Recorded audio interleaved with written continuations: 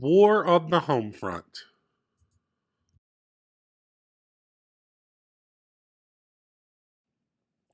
Learning objectives. Economics. Assess how America's involvement in World War II reshaped both domestic and international economies, and examine how post war American affluence transformed the country. Society and culture. Examine how America transformed from a culture of sacrifice during World War II to a culture of commercialization and consensus throughout the post war period. Lesson Agenda. I do. Introduction. We do. Guided reading on wartime economy and propaganda. You do. Check for understanding. Homework. Learning objective review. For this lesson, you will need paper, pen or pencil, computer or mobile device, headphones. You may move at your own pace. Feel free to pause and rewind the video as you need. As you make your way through the lesson, consider this guiding question. How did the U.S. government control industry and information during the war? The wartime economy. Even before the entrance of the U.S. into World War II, American factories were converted to wartime production. This reawakened Americans' economic might, armed Allied belligerents, and the American armed forces effectively pulled America out of the Great Depression and ushered in an era of unparalleled economic prosperity. Roosevelt's New Deal had eased the worst of the Depression, but the economy still limped its way forward into the 1930s. But then Europe fell into war, and despite its isolationism, Americans were glad to sell the Allies arms and supplies. The attack at Pearl Harbor changed everything. The United States drafted the economy into war service. The sleeping giant mobilized its unrivaled economic capacity to wage worldwide war. Governmental entities such as the War Production Board and the Office of War Mobilization and Reconversion managed economic production for the war effort, and economic output exploded. An economy that was unable to provide work for a quarter of the workforce less than a decade earlier now struggled to fill vacant positions. Government spending during the 4 years of the war doubled all federal spending in all of American history up to that point. The budget deficit soared, but just as Depression era economists had counseled, the government's massive intervention annihilated unemployment and propelled growth.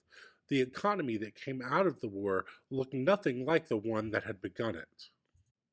Military production came at the expense of civilian consumer economy. Appliance and automobile manufacturers converted their plants to produce weapons and vehicles. Consumer choice was foreclosed. Every American received rationing cards, and legally, goods such as gasoline, coffee, meat, cheese, butter, processed food, firewood, and sugar could not be purchased without them. The housing industry was shut down and the cities became overcrowded. Check for understanding. 1. Was the U.S. at war when it began wartime production? 2. What was the purpose of rationing? 3. What types of items were rationed?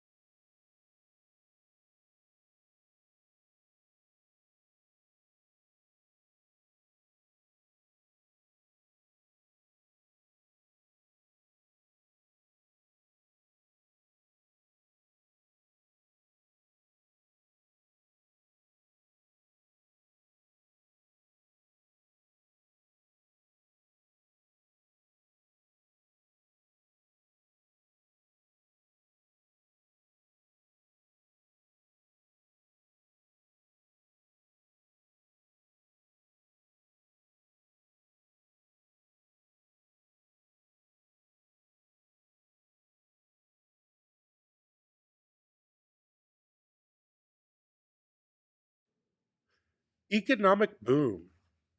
Despite the shift from commercial to wartime production, the economy boomed.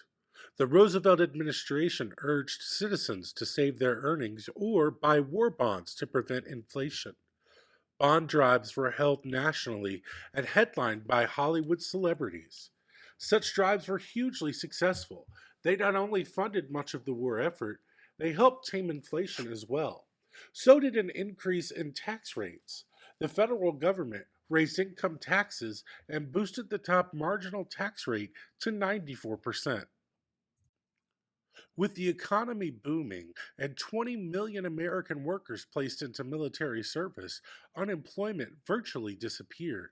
More and more African Americans continued to leave the agrarian South for the industrial North. And as more and more men joined the military and more positions went unfilled, women joined the workforce in mass. Other American producers looked outside the United States, southward to Mexico, to fill its labor force. Between 1942 and 1964, the United States contracted thousands of Mexican nationals to work in American agriculture and railroads in the Bracero program.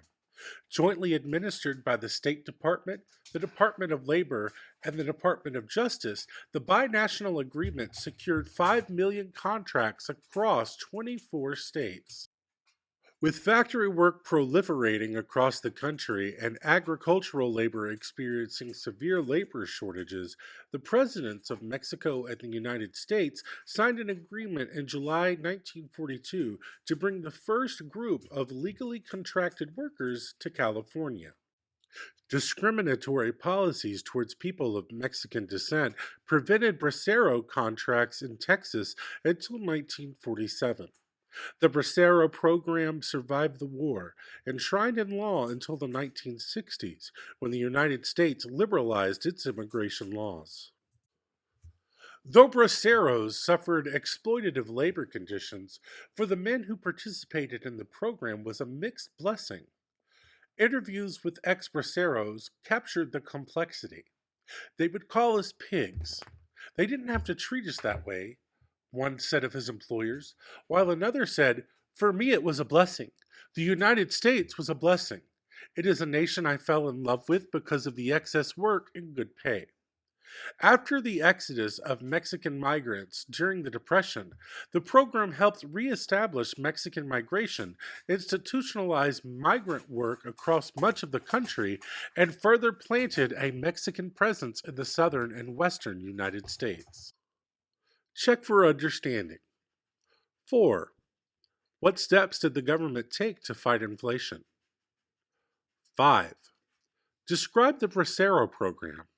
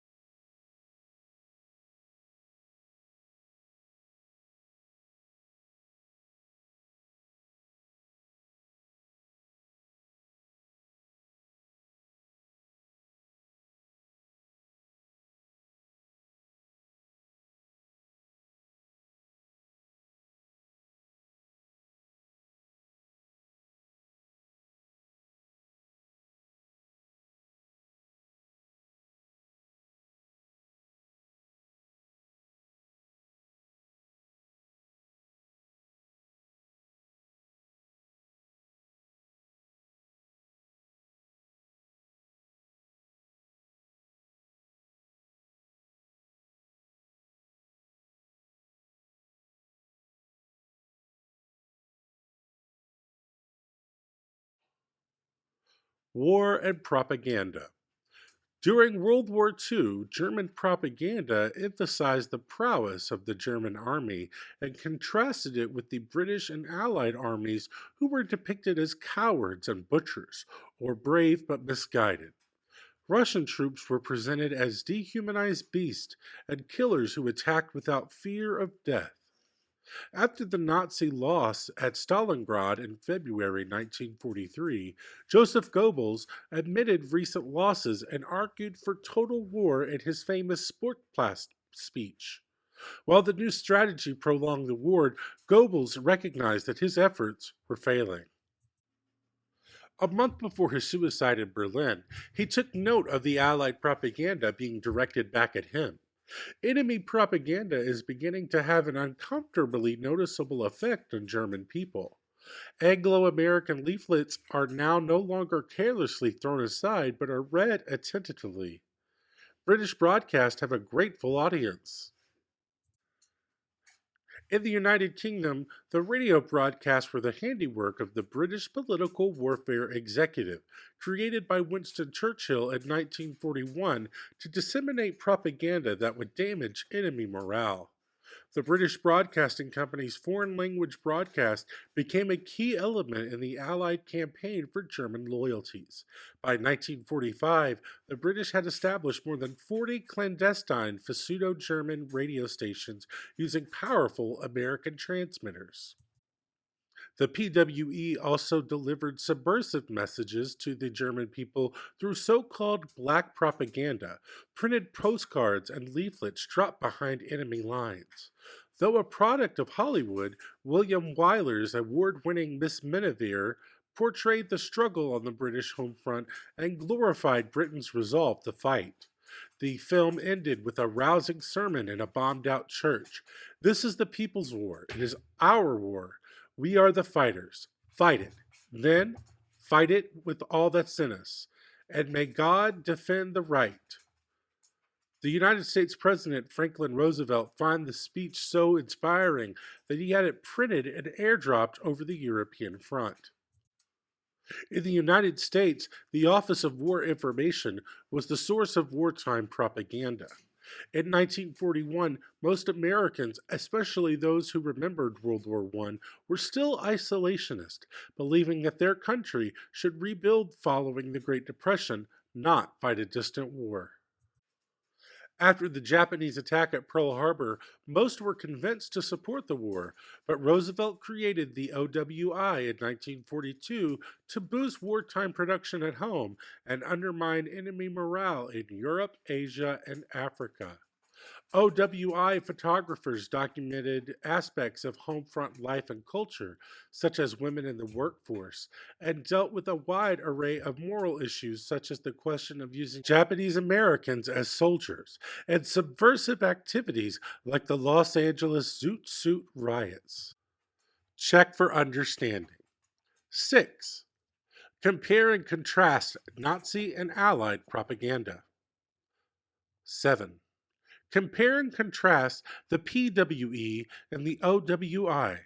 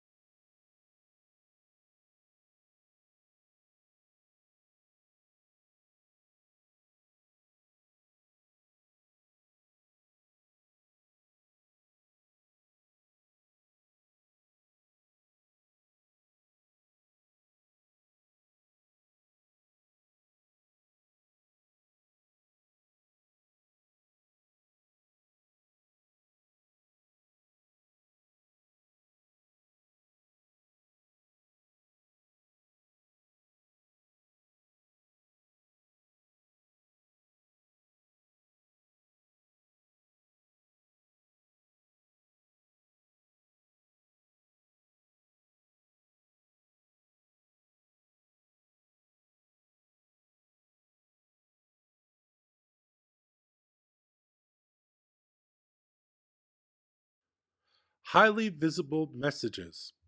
Other propaganda came in the form of magazines, comics, posters, radio, movies, and even cartoons.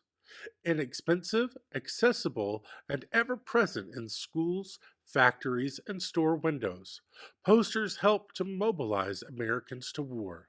The information within propaganda posters had many themes: anti German, Italian, or Japanese, careless talk, civil defense, conservation of resources, production, the war effort, and even womanhood. While most propaganda themes aimed to boost patriotism and the war effort, some unfortunately took on racist overtones. Director Frank Capra produced 7 films called Why We Fight, which portrayed Germany, Italy, and Japan as nations of inhuman murderers. As World War II progressed, the OWI had a hand in Hollywood, which turned out patriotic films such as Yankee Doodle Dandy with James Cagney, Pinup Girl with Betty Grable as a USO entertainer, and Anchors Away with Gene Kelly as a dancing sailor. Even cartoon characters got into the act. Warner Brothers sent Popeye and Bugs Bunny to fight the Japanese, while Disney released a short showing Donald Duck incapacitating Hitler with a ripe tomato.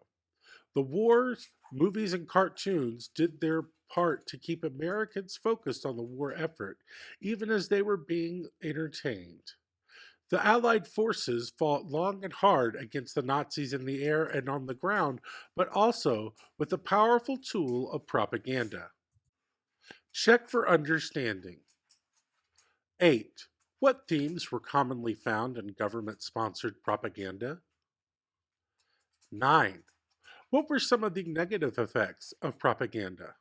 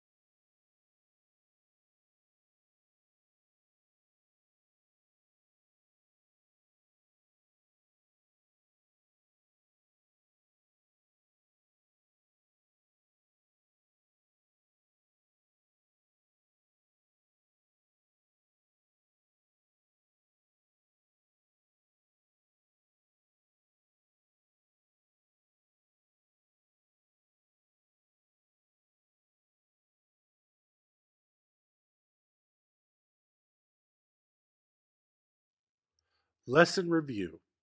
How did the U.S. government control industry and information during the war?